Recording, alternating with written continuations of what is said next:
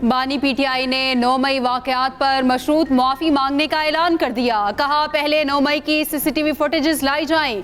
PTI के लोग 9 मई वाकयात में मुलविस पाए गए तो मुआफ़ी मांगूंगा, मुलविस अफराद को पार्टी से निकालूंगा और सजा भी दिलाऊंगा।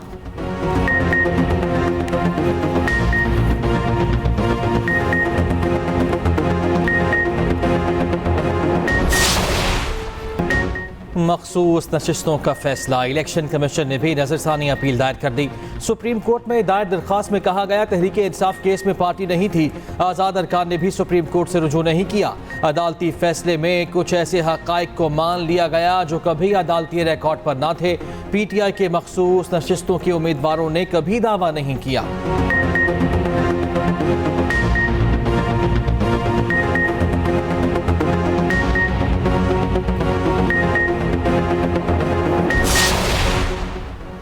तहरीक इंसाफ ने इलेक्शन एक्ट तरमीमी बिल सुप्रीम कोर्ट में चैलेंज कर दिया। बैरिस्टर गौहर अली खान ने आईनी दरख्वास्त दायर कर दी। एडवोकेट सलमान अकरम राजा के जरिए आर्टिकल 184(3) की दरख्वास्त दायर की गई। विफाक और इलेक्शन कमीशन को फरीक बनाया गया। सुप्रीम कोर्ट से इलेक्शन तरमीमी एक्ट कलअदम करार देने की सदा। दूसरी तरफ वजारत पार्लिमानी उमूर ने इलेक्शन एक्ट तरमीमी बिल दरख्वास्त के लिए सदर मुमलिकत को भिजवा दिया।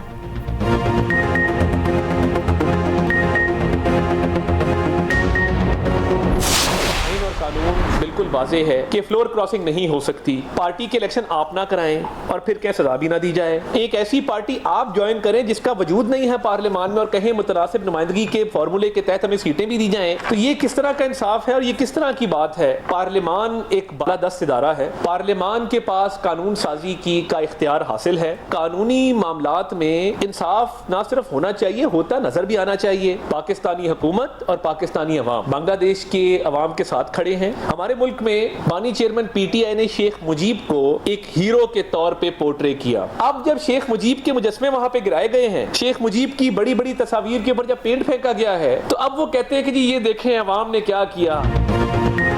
इलेक्शन एक्ट का बिल कौमी असम्बली और सेनेट से कसरत राय से मंजूर हुआ। जो पार्टी पार्लियामेंट में नहीं उसे मखसूस नशिस्तें कैसे मिल सकती हैं? किसी को भी पार्टी को मुतनासिब नुमाइंदगी के तहत मखसूस नशिस्तें मिलेंगी। वज़ीर इत्तलात अता तारड़ की न्यूज़ कॉन्फ्रेंस। कहा पार्लियामेंट बालादस्त इदारा है। फ्लोर क्रॉसिंग से मुतालिक आइन और कानून बहुत वाज़ेह है। कानूनी मामलात में इंसाफ होता नजर भी आना चाहिए। पाकिस्तानी हुकूमत और अवाम बांग्लादेशी अवाम के साथ हैं। बानी पीटीआई ने शेख मुजीब को हीरो के तौर पर पोर्ट्रेट किया। शेख मुजीब से मुवाजना करते थे, एक मुजस्मा टूटने से मौक़िफ़ बदल गया।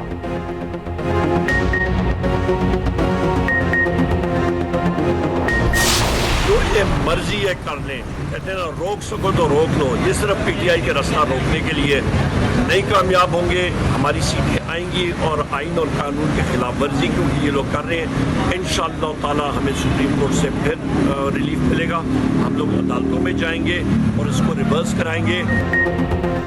जो एक्ट मंजूर किया गया वो मुकम्मल गलत और मनफी है। ये सिर्फ पीटीआई का रास्ता रोकने की भोंडी कोशिश है।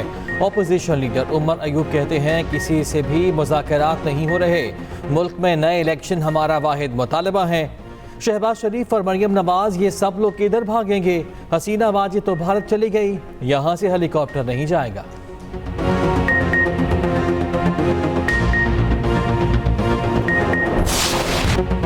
बांग्लादेश में डॉक्टर यूनुस की सरबराही में अबूरी हुकूमत तश्कील। डॉक्टर यूनुस कल ढाका पहुंचेंगे।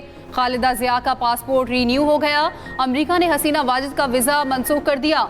बरतानिया का भी पनाह देने से साफ इनकार। भारतीय मीडिया के मुताबिक हसीना वाजिद यूएई, सऊदी अरब या फिनलैंड में पनाह पर गौर कर रही हैं। बांग्लादेशी सुप्रीम कोर्ट बार का भारत से हसीना वाजिद की गिरफ्तारी और हवालगी का मुतालबा। साबिक वज़ीर ख़ारजा समेत 2 वज़रा एयरपोर्ट से गिरफ्तार। मरकजी बैंक के डिप्टी गवर्नर समेत 6 आला ओहदेदार मुस्ताफ़ी। पुलिस की नई एग्जीक्यूटिव कमेटी तश्कील। हड़ताल गैर कानूनी करार। हलाक होने वालों में 20 से ज़ायद अवामी लीग के कारकुन भी शामिल। बांग्लादेशी अवाम को हसीना वाजिद के साथ साथ भारत पर भी शदीद गुस्सा। ढाका में मुजाहिरीन का इंदिरा गांधी कल्चरल सेंटर पर हमला। सेंटर को आग लगा दी, तोड़ फोड़ की। भारत से बांग्लादेश के लिए तमाम परवाजें मनसूख। ट्रेन सर्विस बंद। पाकिस्तान का बांग्लादेशी अवाम के साथ इजहार यकजहती। तर्जुमान दफ्तर खारिजा का कहना है कि हुकूमत और अवाम बांग्लादेशी अवाम के साथ खड़े हैं। उम्मीद है बांग्लादेश में हालात तेज़ी से मामूल पर आएंगे। यकीन है अवाम का जज्बा और इत्तेहाद हम आहंग मुस्तकबिल की जानिब ले जाएगा।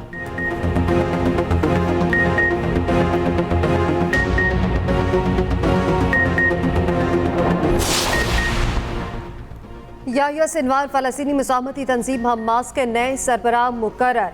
62 साल याहिया सिनवार अबू इब्राहिम के नाम से भी जाने जाते हैं। याहिया सिनवार को इसराइल पर 7 अक्टूबर के हमले का मरकजी किरदार समझा जाता है।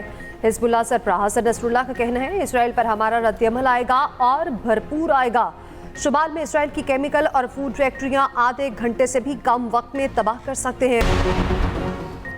बांग्लादेश के खिलाफ टेस्ट सीरीज का मिशन, 17 रुकनी कौमी स्क्वाड का ऐलान। शान मसूद क़यादत करेंगे।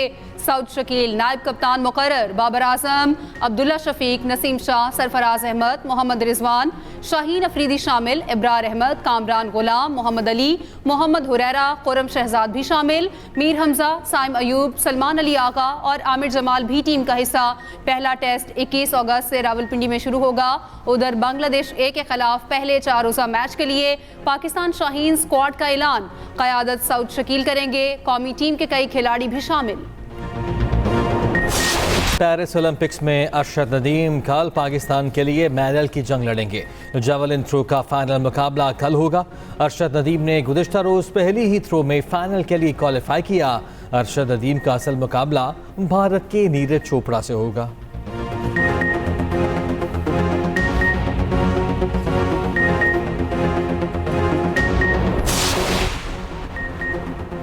पेरिस ओलंपिक्स में भारतीय रेसलर फाइनल के लिए नाअहल करार दिए जाने पर बेहोश मनीष फोगाट को 100 ग्राम ज्यादा वजनी के बायस पेरिस ओलंपिक्स के फाइनल से डिस्क्वालीफाई किया गया। नाअहली के ऐलान पर उसकी हालत बिगड़ गई और फौरन अस्पताल ले जाना पड़ा।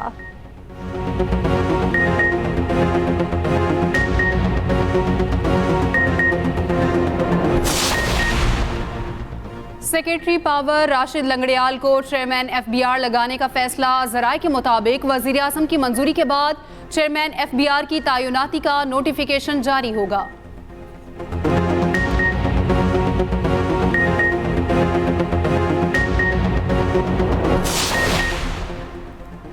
IMF के साथ नए कर्ज प्रोग्राम की जानिब पेशरफ। सऊदी अरब, UAE और चीन ने कर्जों की मुद्दत में तोसी की यकीन दहानी करा दी।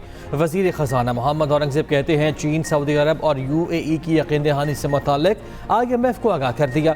IMF एग्जीक्यूटिव बोर्ड इजलास से $7 अरब कर्ज प्रोग्राम की मंजूरी के लिए पेशरफ हुई। पाकिस्तान के लिए 37 माह पर मुहित $7 अरब के कर्ज प्रोग्राम की हतमी मंजूरी दी जाएगी। पाकिस्तान को IMF प्रोग्राम के दौरान 3 से $5 अरब के फाइनेंसिंग गैप का सामना है। ये फाइनेंसिंग गैप इतना बड़ा नहीं, हुकूमत कम करने की कोशिश में है।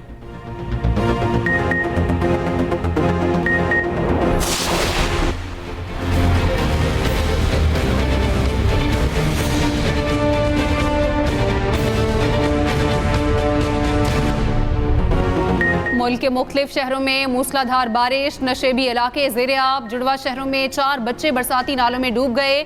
सड़कें और अंडरपासेस पानी से भर गए। ट्रैफिक का निज़ाम दरहम बरहम। लाहौर और मज़ाफ़ात के मुख्तलिफ इलाकों में फिर बादल बरस पड़े। गुजरांवाला चकवाल में तेज़ बारिश। सड़कें डूब गईं। सवाबी और मर्दान के नदी नालों में तोग़यानी। एबटाबाद के पहाड़ी इलाकों में लैंड स्लाइडिंग। लोअर तनावल का शहर से राब्ता मुनक़ता। बलूचिस्तान के ज़िला ज़ियारत में बारिश के बाद सैलाबी रैलों से तबाही।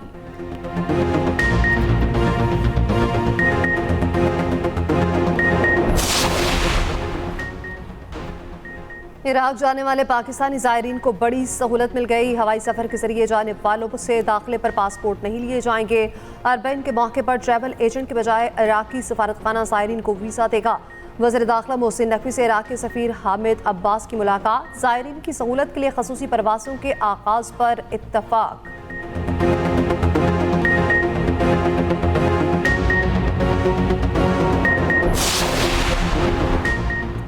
सिंध हुकूमत मनशियात की लानत को जड़ से उखाड़ फेंकने के लिए पुरज़्म। सीनियर वज़ीर शर्जील इनाम मेमन की ज़ेर सदारत कमेटी के पहले इजलास में अहम फैसले। इंसदादे मनशियात के लिए तमाम वफाकी और सूबाई इदारे मिलकर काम करेंगे। वफाकी और सूबाई इदारों के दरमियान इंटेलिजेंस शेयरिंग और डाटा शेयरिंग का फैसला। मनशियात के आदी अफराद के बहाली के मराकज़ बढ़ाए जाएंगे।